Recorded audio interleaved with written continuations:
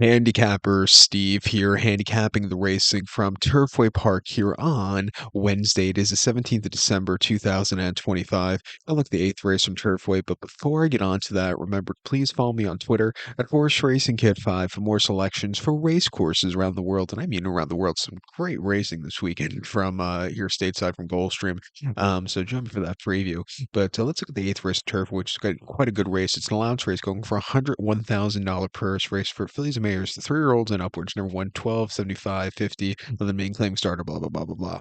Not one X. Field of 14 horses entered, but only 12 could go. 1,300 meters or 6.5 furlongs on the Tapeta surface.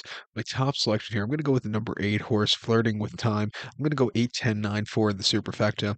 8, 10, 9, 4 super. Top selection 8 horse, Flirting with Time. This 3-year-old filly by Yorkton here. Joe Sharp trains. Adam Skitza gets the mount.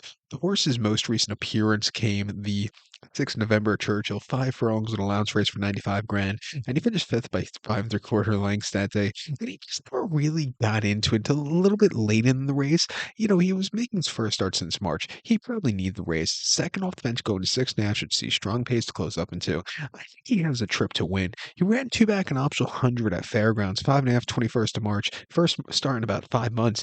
He finished 4th by 3 lengths that day, and he just kind of stalked that day. He really never get through late. And a little traffic trouble, which probably cost him, but he ran okay from the inside. And then prior to that, at Aqueduct in the Matron in the fall of 24, he finished ninth by 6 lengths that day. He was with him early on after not the best beginnings, and then he just crumbled out of it. He wasn't, ready for success there.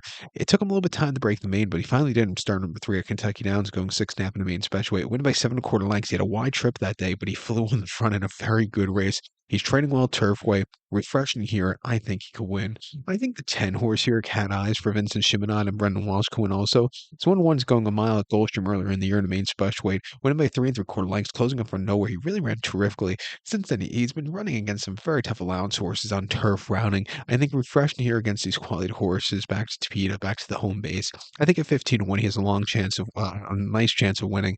Let's use him on the ticket. But to recount my selection for the 8th from Turfway, going to take the 8 horse, Flirting with Time. Give kudos to the 10 horse, Cat Eyes. 8, 10, 9, 4 super, 8, 10 in the multi race. So good luck to all. Please follow me on Twitter at Horse Racing Kid 5. Good luck, everyone.